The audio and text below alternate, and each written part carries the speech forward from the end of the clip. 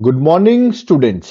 Welcome to our channel current affair updated. This is Devashish Awasthi और आज मैं आपके लिए डेली करंट अफेयर्स का लेक्चर लेके आ गया हूं जो कि बहुत इंपॉर्टेंट होने वाला है। यहाँ हम 6 जैन और 7 जैन की याद रखिएगा करंट अफेयर्स को डिस्कस करेंगे जो कि एमसीक्यू फॉर्मेट में होगी।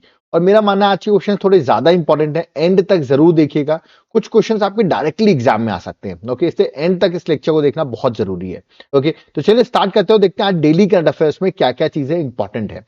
बट मैं आपसे रिक्वेस्ट करूंगा लेक्चर को स्टार्ट करने से पहले वीडियो को लाइक जरूर कर दीजिए। बहुत मेहनत से मैंने आपके लिए ये डेली करंट अफेयर्स के एमसीक्यू और इंटरेस्टिंग एमसीक्यूज लेके आया हूं। ओके, तो चलिए स्टार्ट करते हैं इस लेक्चर को।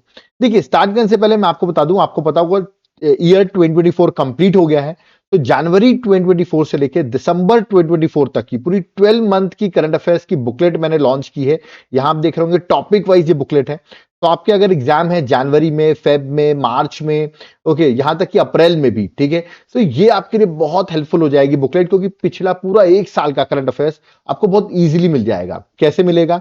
ये नीचे आपको व्हाट्सएप नंबर दिख रहा है, इस पर आप व्हाट्सएप करिए, आपको मिल जाएगा। आप वहां पर व्हाट्सएप करके बाय कर सकते हैं। और अगर आप एप्लीकेशन से बाय करना चाहते हैं तो मैं लिंक डिस्क्रिप्शन बॉक्स में डाल दूंगा, आप वहां से भी डायरेक्टली बाय कर सकते हैं। एप्लीकेशन का नाम है देवाशीष क्लासेस। ऐप पे बाय करने पे आपको 40% फ्लैट ऑफ भी मिलेगा, याद रखना है। ये है वो कोर्स, करंट अफेयर्स का कोर्स, आप एप्लीकेशन में देख सकते हैं। यहां पर आपको क्लासेस भी मिल जाएंगी, पीडीएफ नोट्स भी मिल जाएंगे और इसमें फ्यूचर की भी करंट अफेयर्स आपको मिलती रहेगी। तो तुरंत एप्लीकेशन डाउनलोड करो, देवाशीष क्लासेस, ये कूपन लगाओ और सारे कोर्सेज में 40% फ्लैट आप ऑफर ले सकते हो। ओके, और अगर कोई डाउट क्वेरी है तो आप मुझे व्हाट्सएप पे मैसेज करके भी इस कोर्स को बाय कर सकते हो। ओके, तो चलिए स्टार्ट करते हैं आज के अपने डेली करंट अफेयर्स को। सबसे पहला क्वेश्चन क्या है? In which state has the 31st National Children science Congress been organise? याद रखिएगा, तो नेशनल चिल्ड्रन साइंस कांग्रेस जो अभी रिसेंटली ऑर्गेनाइज हुई, जिसका 31st एडिशन था, मैंने पूछा है ये किस स्टेट में ऑर्गेनाइज हुई है। ठीक है, मैं आपको बता देता हूं, ये ऑर्गेनाइज हुई है भोपाल में। और भोपाल आप सबको पता है कैपिटल किसकी है, दैट इज मध्य प्रदेश की। आप यहां देख सकते हैं मध्य प्रदेश के सीएम आपको दिख रहे होंगे मोहन यादव। ठीक है, और ये national science children science Congress जो है वो मैं आपको बता दूं, ये 3 जनवरी से लेके 6 जनवरी तक रविंद्र भवन भोपाल में ऑर्गेनाइज की गई। ठीक है, जिसका एजेंडा ऑफ कोर्स ये है कि एक प्लेटफॉर्म मिलता है चिल्ड्रन को to showcase their creativity and innovation. Okay, तो जो भी सोशल प्रॉब्लम्स है उसको इनोवेशन से किस तरह सॉर्ट आउट किया जा सकता है to the method of science, उसके लिए national science children science congress, जिसका 31st एडिशन था, वो मध्य प्रदेश में ऑर्गेनाइज किया गया है। ठीक है, अब मुझे आप जल्दी से बता दो मध्य प्रदेश में लोकसभा सीट्स कितनी है ना? लोकसभा सीट्स मध्य प्रदेश में कितनी है, या आप मुझे कमेंट बॉक्स से मेंशन करके बताइए। ओके, चलिए आगे बढ़ते हैं, नेक्स्ट क्वेश्चन में आते हैं। क्वेश्चन नंबर सेकंड, और ये अभी न्यूज में भी चल रहा है।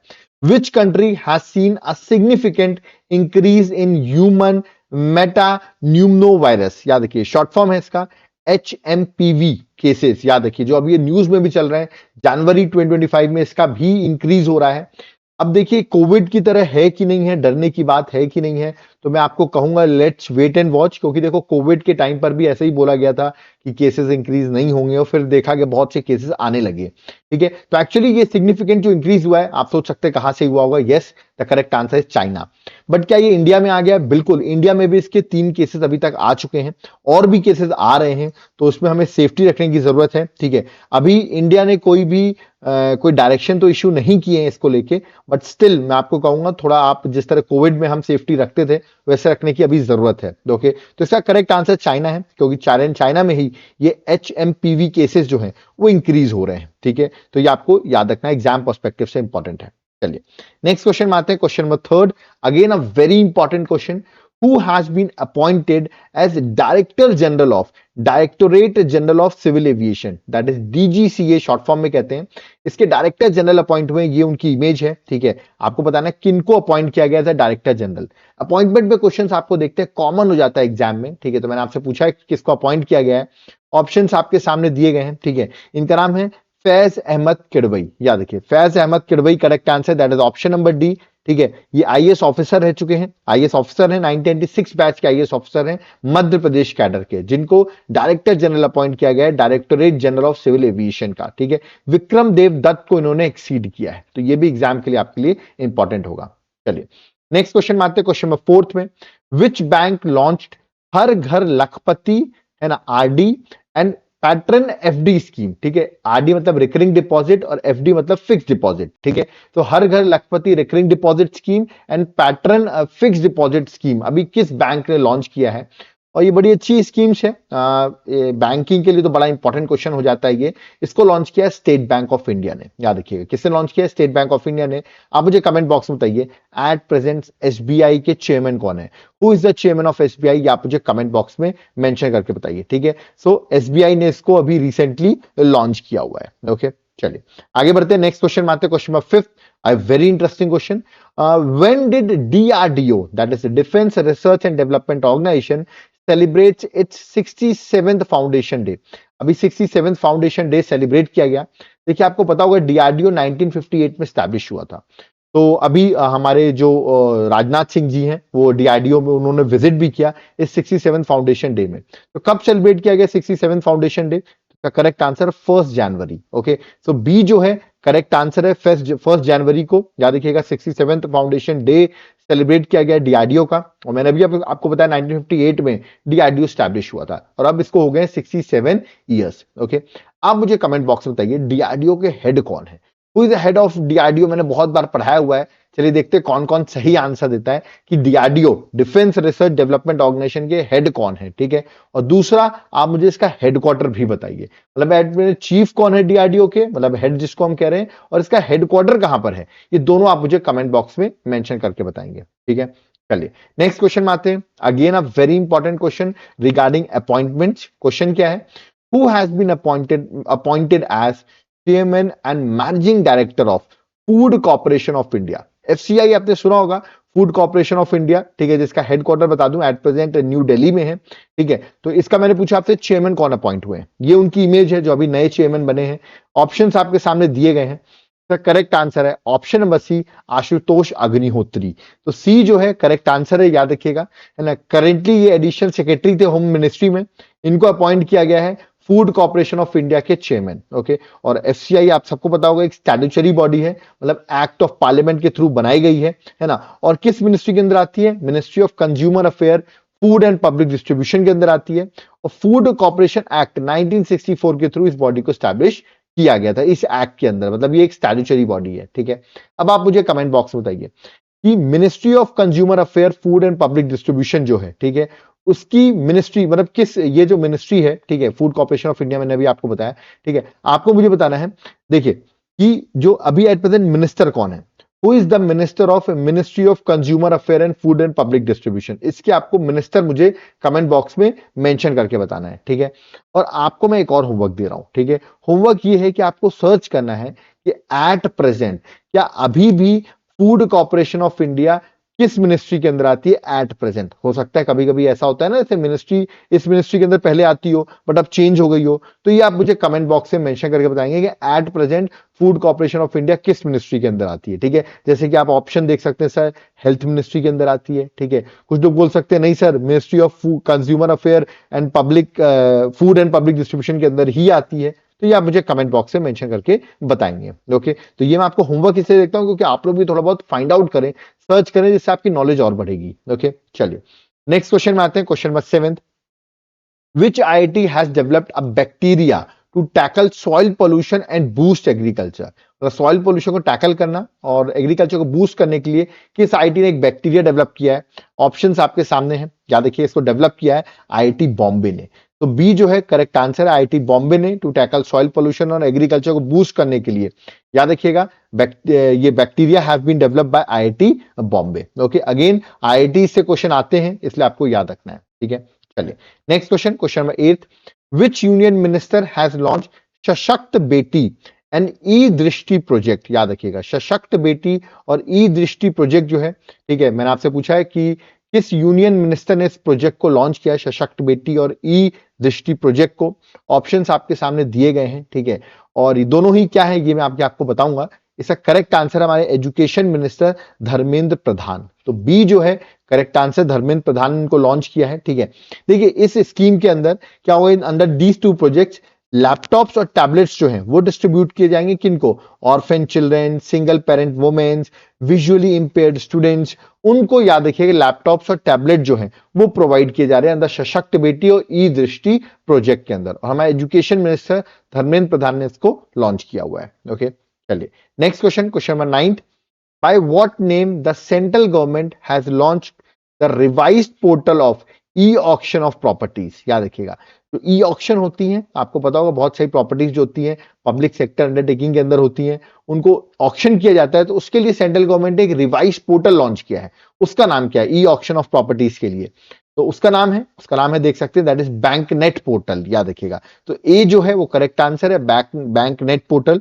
यहाँ पे आप देख सकते हैं इस पोर्टल के अंदर ई ऑक्शन जो प्रॉपर्टीज होंगी, जो भी पब्लिक सेक्टर बैंक्स के अंदर, याद रखिएगा जो भी प्रॉपर्टीज होती, बैंक आपको पता होगा बैंक से बहुत से लोग लोन लेते हैं, फिर लोन नहीं दे पाते हैं तो वो प्रॉपर्टी सीज हो जाती है, बैंक के हाथ में आ जाती है, फिर बैंक उसको ऑक्शन करके पैसे निकलवाता है। ठीक है, तो उसके लिए याद रखिएगा एक प्रॉपर ई ऑक्शन आप देख रहे हैं पोर्टल बनाया गया, इसका नाम है बैंक नेट पोर्टल। ओके, जहां पर बायर और इन्वेस्टर जो है इजिली डिस्कवर कर सकते हैं और वैल्यूएबल प्रॉपर्टीज को बाय कर सकते हैं। ठीक है, चलिए नेक्स्ट क्वेश्चन में आते हैं। नेक्स्ट क्वेश्चन है that is question number 10, which airline has become the first one to provide in-flight Wi-Fi internet services on domestic routes? Domestic routes में फ्री वाईफाई फैसिलिटीज जो है, या सॉरी फ्री बोला मैं, first one to provide in flight, flight के अंदर wifi की internet facilities provide करने वाला कौन सा पहला एयरलाइन बना है डोमेस्टिक रूट्स में? ठीक है, तो ऑप्शंस आपके सामने है, स्पाइस जेट नहीं, गो एयर नहीं, करेक्ट आंसर है एयर इंडिया। टी जो है करेक्ट आंसर, याद रखिए एयर इंडिया ने न्यू ईयर में अनाउंस किया है to roll out WiFi internet connectivity issues services on board domestic international flight services by select aircraft in this fleet. Of course सब में नहीं है, बट सेलेक्टेड एयरक्राफ्ट में उन्होंने ये अलाउ किया है। ठीक है, तो it makes airline the first in India to offer internet connectivity on domestic flights. Okay, चलिए, तो डोमेस्टिक फ्लाइट्स में प्रोवाइड करने वाली पहली, first in India to offer internet connectivity, इसलिए इंपॉर्टेंट है एयर इंडिया। ओके, चलिए नेक्स्ट क्वेश्चन में आते हैं, क्वेश्चन में 11th, recently which countries prime minister, जिनका नाम है जस्टिन ट्रूडो, ओके, उन्होंने अपना रेजिग्नेशन अनाउंस कर दिया। उन पर बहुत प्रेशर भी था, जिस तरह इंडिया से रिलेशंस उनके खराब हो रहे थे, लग भी रहा था बहुत जल्दी प्राइम मिनिस्टर से शिप से इनको छोड़ना पड़ेगा। और ये आप सही सोच रहे हैं, इंडिया के रिलेशंस अभी कनाडा से बुरे चल रहे थे, तो इन्होंने, याद रखिए जस्टिन ट्रूडो जो है उन्होंने रेजिग्नेशन दे दिया है। तो करेक्ट आंसर है that is option number A, Canada. Okay, तो ये आपको एग्जाम पर्सपेक्टिव से याद रखना है। ठीक है, चलिए, तो ये किस पार्टी से आते हैं ये भी याद रखिए। He came to power in 2015 after 10 years of Conservative Party rule के बाद, याद रखिएगा ये पावर में आए। ठीक है, और लिबरल पार्टी से बिलोंग करते हैं। ठीक है, चलिए आगे बढ़ते हैं, नेक्स्ट क्वेश्चन में आते हैं, question number 12, India's first organic fisheries cluster, ये मैंने आपसे पूछा है, इंडिया का फर्स्ट ऑर्गेनिक फिशरी क्लस्टर जो है वो किस स्टेट में लॉन्च किया गया है ना? ऑप्शंस आपके सामने दिए गए हैं, है ना। ऑर्गेनिक फिशरी कल्चर, इसका करेक्ट आंसर है ऑप्शन नंबर ए, सिक्किम। याद रखिएगा ए जो है करेक्ट आंसर है। इंडिया का फर्स्ट ऑर्गेनिक फिशरी क्लस्टर जो है 6 जैन को अनाउंस किया गया सोरेंग डिस्ट्रिक्ट ऑफ सिक्किम में। याद रखिए डिस्ट्रिक्ट भी याद रखिए, सोरेंग डिस्ट्रिक्ट ऑफ सिक्किम। और ये याद रखिए प्रधानमंत्री मत्स्य संपदा योजना जो है उसी के अंदर ये ऑर्गेनिक फिशरी क्लस्टर जो है वो बनाया गया है for sustainable and eco friendly aquaculture, उसको देखते हुए इसको बनाया गया है। ओके, चलिए next question number 13, who won men's 10 meter air pistol final in 67th national shooting championship 2024? ये चैंपियनशिप हो रही थी न्यू दिल्ली में। ठीक है, तो मैंने आपसे पूछा है किसने फाइनल जीत लिया है, ऑप्शंस आपके सामने दिए गए हैं। ठीक है, और करेक्ट आंसर है वरुण तोमर। बी जो है करेक्ट आंसर देख सकते हैं, ये एयर पिस्टल चैंपियनशिप हुई थी न्यू दिल्ली में और फाइनल जो है वो वरुण तोमर ने जीत लिया है। ओके, चलिए next question, question number 14, What is the mascot of first Kho Kho world cup 2025 to be held in January? आप सबको पता होगा खो-खो वर्ल्ड कप हो रहा है, फर्स्ट एडिशन का खो-खो वर्ल्ड कप हो रहा है और जो कि इंडिया में हो रहा है। ठीक है, तो इसके ब्रांड एम्बेसडर आपको पता होगा सलमान खान बने हैं, है ना। उनके साथ साथ को ब्रांड एम्बेसडर आपके टाइगर श्रॉफ भी बने हुए, बट सलमान खान ज्यादा इंपॉर्टेंट एग्जाम पर्सपेक्टिव से। और देखिए इन्होंने मैस्कॉट बनाया ना, मुझे लगा सलमान खान को देखते ही मैस्कॉट बना दिया इन्होंने। मैस्कॉट देखिए मैस्कॉट क्या है, मैस्कॉट है option number C both A and B, that is Tejas and Tara. देखिए ये आपको क्या दिख रहा है, इससे आप सलमान खान को रिलेट कर पा रहे होंगे, तो डियर जैसा दिख रहा है, ठीक है, और सलमान खान को इसका मैस्कॉट बना दिया। देखिए कितना अलग बात है कि सलमान के मैस्कॉट है और डियर जो है वो, सॉरी, सलमान जो है वो ब्रांड एम्बेसडर है और डियर जो है वो मैस्कॉट दिख रहा है, और दूसरा आपको रैबिट जैसा दिख रहा होगा, ठीक है। तो तारा और तेजस दोनों ही इस बार के मैस्कॉट है, ठीक है। तो ये ट्रिक है याद करने की कि ब्रांड एम्बेसडर का नाम भी याद हो जाएगा आपको और यहाँ के मैस्कॉट भी याद हो जाएंगे। 13 जनवरी से 19 जनवरी तक क्या रखिएगा, दिल्ली में पहला addition of kho kho world cup जो है वो खेला जाना है। चलिए नेक्स्ट क्वेश्चन नंबर 15 पे आते हैं। On which date national bird day 2025 is celebrated. अब नेशनल बर्ड डे हम कब सेलिब्रेट करते हैं, उसकी थीम क्या है, दोनों ही इंपॉर्टेंट क्वेश्चन है। इसको सेलिब्रेट करते हैं हम 5 जनवरी को। तो बी जो है करेक्ट आंसर है 5 जनवरी। और थीम भी आप देख लीजिए, थीम भी बहुत इंपॉर्टेंट है, प्रोटेक्टिंग आर फेदर्स फ्रेंड्स, याद रखिएगा प्रोटेक्टिंग आर फेदर फ्रेंड जो है वो इस बार की थीम थी।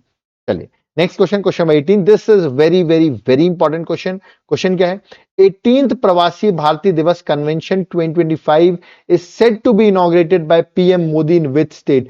किस स्टेट में 18th प्रवासी भारतीय दिवस कन्वेंशन को लॉन्च किया जाने वाला है, ठीक है। और ये है जहां से बहुत सारे लेक्चर्स स्टूडेंट्स हमारे लेक्चर्स देखते हैं। यस करेक्ट आंसर है भुवनेश्वर उड़ीसा, याद रखिएगा। 18th पीबीडी कन्वेंशन 8 जनवरी से 10 जनवरी तक भुवनेश्वर में होने वाला है और इसको लॉन्च करेंगे प्राइम मिनिस्टर नरेंद्र मोदी। तो ए जो है करेक्ट आंसर है। इस 3 डे कॉन्फ्रेंस की जो थीम है वो भी देख लीजिए क्या है, द डायोस्पोरा कॉन्ट्रीब्यूशन टू विकसित भारत।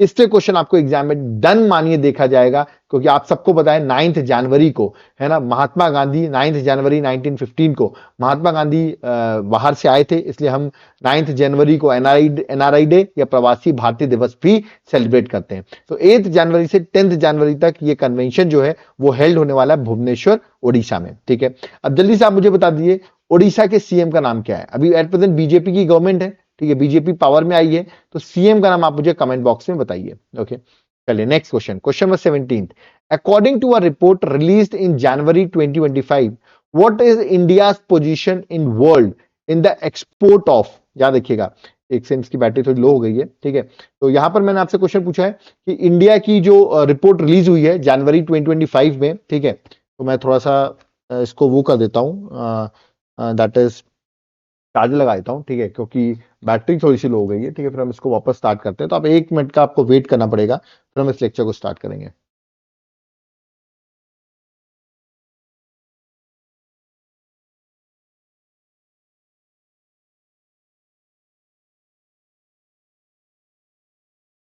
ना तो इस लेक्चर को मैं स्टार्ट करूंगा, बट आपको थोड़ा सा वेट करना पड़ेगा, है ना।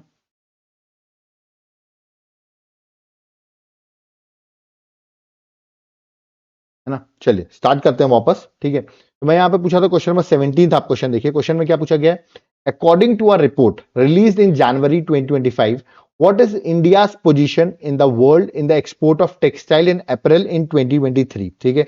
तो इंडिया की रैंकिंग क्या है, ये मैंने आपसे डायरेक्टली क्वेश्चन पूछा हुआ है, ठीक है। आपको बताना है, ऑप्शंस आपके सामने हैं।